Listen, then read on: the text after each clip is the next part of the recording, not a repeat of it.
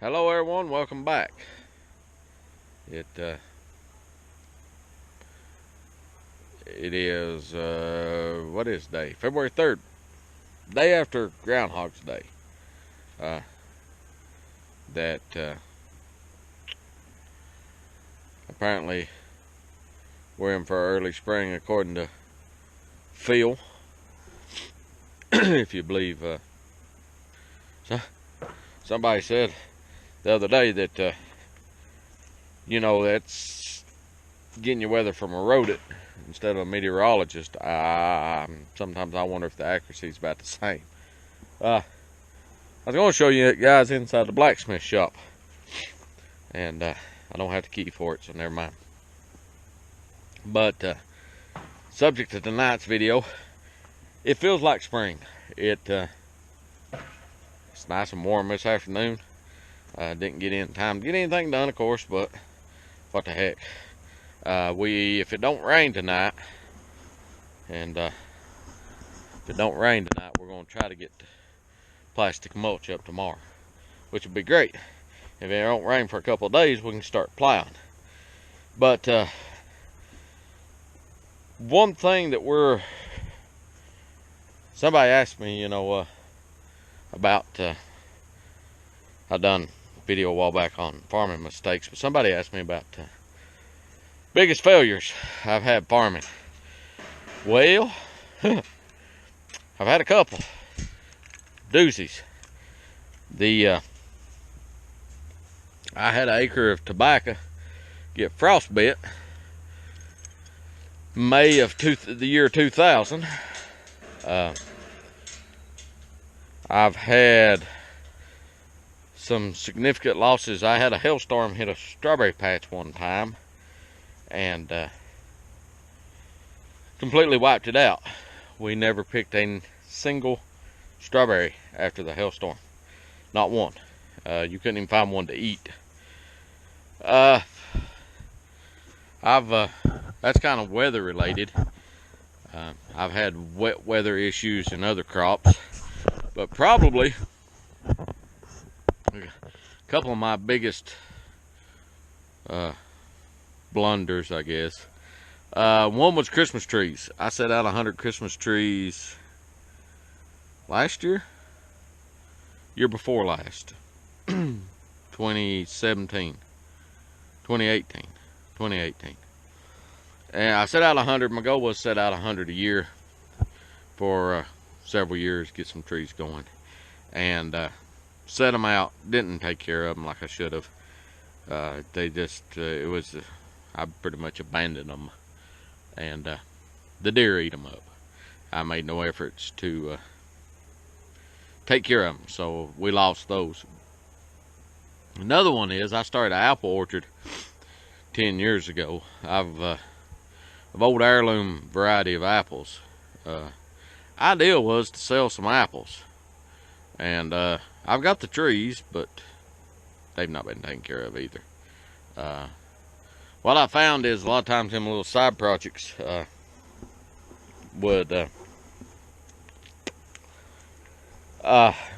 they cut too much into mainline farming, if you will, and they get trimmed off. But probably my biggest failure farming as a whole was 2017, I guess. And I'd set 65,000 broccoli plants and had a contract for them. A verbal agreement. It wasn't really a contract. I was to deliver X amount of boxes a week for so many weeks at a good price. And it rained and it rained and it rained and it rained. And I had some broccoli or cauliflower too, some colored cauliflower, and it just rotted. I mean, it was underwater half the time. I cut 51 boxes. I should have cut around 3,000 boxes of broccoli that year, and I cut 51 boxes. I didn't pay the fertilizer bill alone with what I sold.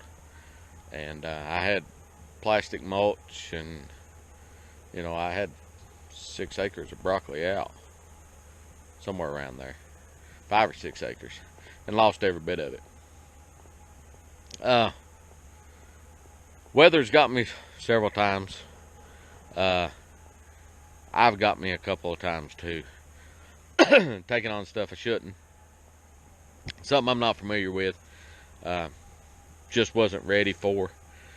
You know, stuff like that. It's just, you know, big ideas and they just don't pan out. And, you know, that's just part of it. You learn from those things as you move forward. And that's one reason I kind of narrow my crops down to, you know, what I'm going to be doing. But like I said, if it doesn't rain tonight or tomorrow, and the weather stays like it is, we're probably going to hook to the plows, and probably should go ahead and hook to them.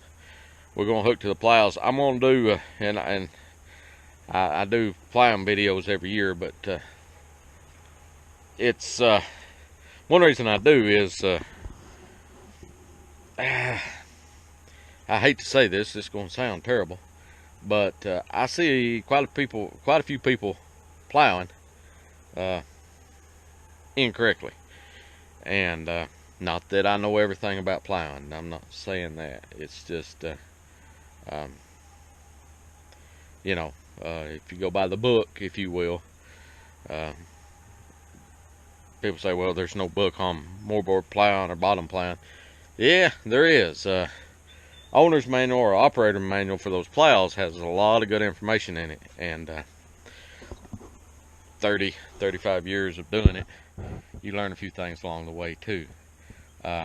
There's guys out there much better at plowing than I am, but I'm just saying, you know, you can do a lot of damage to a piece of ground with a set of turning plows, and I see that happen regularly. So in order to avoid that, I'll do an in-depth series on plowing and spring tillage as a whole. But and the wearable parts on the plows, I've ordered them. I'm waiting on them to come in.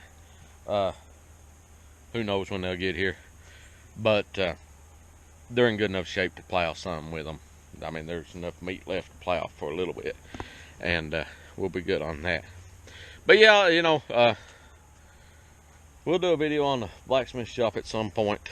It was my grandpa's shop, and I bought it off my uncle once my grandpa passed away. But we'll do a video on that. But you know, we all make mistakes farming. That's part of it. Sometimes it's out of your control, and sometimes it's your own fault. And there's been several of them my own fault. I had forgotten about it. Horse up there eating. I had forgotten about it, but I also abandoned an acre of tobacco one year too.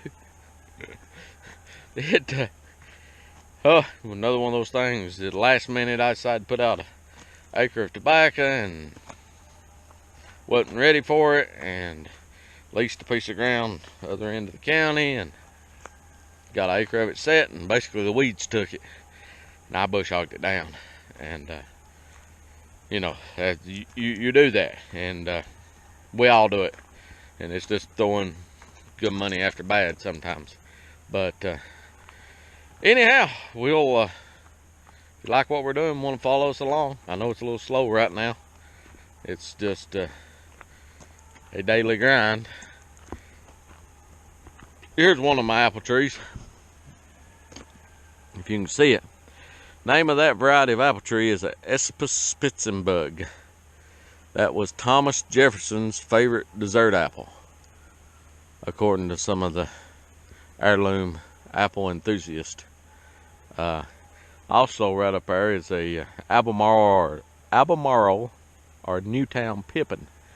That was the first apple exported out of the colonies back to the back to England and Europe before the Revolutionary War. So really good keeping apple.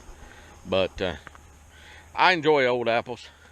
We may do some more on them, but anybody that is interested in apples locally, wants to graft or propagate, I always give people cuttings off of them so they can propagate these old varieties, or I'll graft them for them. But anyhow, if you like what we're doing, follow along. See a video you like, give it a thumbs up. Don't forget to subscribe if you haven't. Hit that notification bell. Comment, questions, whatever. We'll try to take care of them.